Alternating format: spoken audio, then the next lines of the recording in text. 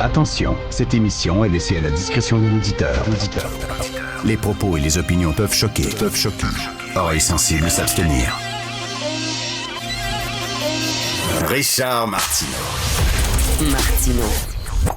Un animateur pas comme les autres. Richard Martineau.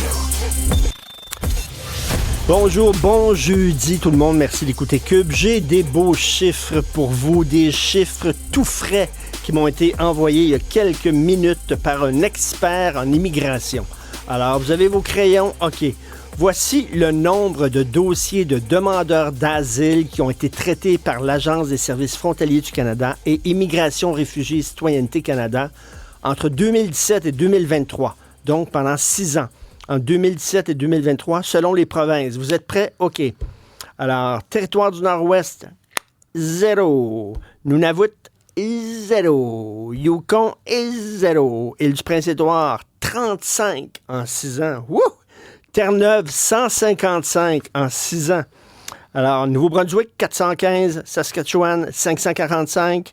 Nouvelle-Écosse, 600. Manitoba, 3715. Alberta, 14 665, Colombie-Britannique, 24 185, Ontario, 170 870 et, en numéro 1, le Québec, 229 815 dossiers de demandeurs d'asile traités en 6 ans.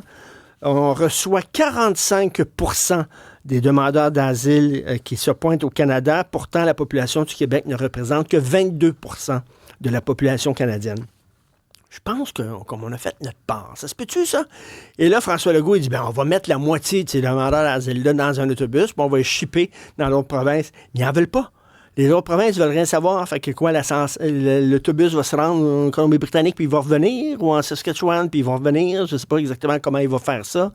Les enfants vont crier, les femmes vont pleurer, ils vont les prendre de force, ils vont les mettre dans les autobus. Je ne sais exactement pas comment tout ça va se faire, mais bref, on en reçoit beaucoup. Savez-vous qu'il y a des nouveaux péchés? Alors, j'ai lu ça dans le Figaro. L'Église catholique s'est réunie, le pape en tête, pour vrai, et ils sont arrivés avec 7 nouveaux péchés. Alors, on connaissait, tu ne dois pas convoiter la femme de ton voisin, tu ne peux pas voler, tu ne peux pas tuer, tout ça. Mais là, écoutez bien ça. Le péché contre la paix. OK? Mais mettons, je ne sais pas, tu te fais attaquer par des terroristes qui rentrent sur ton territoire, qui tuent des enfants devant les parents devant les enfants, violent des femmes, kidnappent, 200 personnes, etc. Et que tu répliques, est-ce que c'est un péché contre la paix ou c'est juste te défendre? Bonne question. L'Église catholique ne répond pas.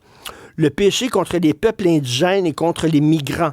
OK, péché contre les migrants. Recevoir des immigrants et ne pas pouvoir les intégrer, ne pas pouvoir les loger parce qu'il manque de logement, avoir de la difficulté aussi à leur trouver des places dans des écoles, ne pas pouvoir les franciser pour qu'ils puissent s'intégrer à la société d'accueil. Est-ce que c'est un péché contre les immigrants, ça?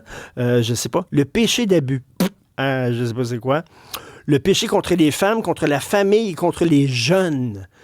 C'est quoi le péché contre les jeunes? On s'entend que l'inceste, bien sûr, les viols, puis tout ça, oui, mais péché contre les jeunes, c'est quoi? C'est peut-être leur dire, hey, c'est correct de travailler le soir, puis le week-end, vous n'allez pas mourir. Est-ce que c'est un péché contre les jeunes? Je ne sais pas. Bref. Le péché contre la pauvreté. Et le péché contre le manque d'écoute, ça, plusieurs maris québécois ont ça. J'ai ça de temps en temps, moi, des fois. Mais Sophie me parle, puis je commets le péché de manque d'écoute.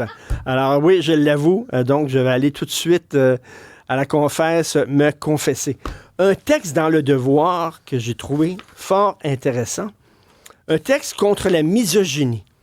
Alors, répondre à la misogynie qui ne dort jamais, c'est écrit par une rédactrice et citoyenne engagée.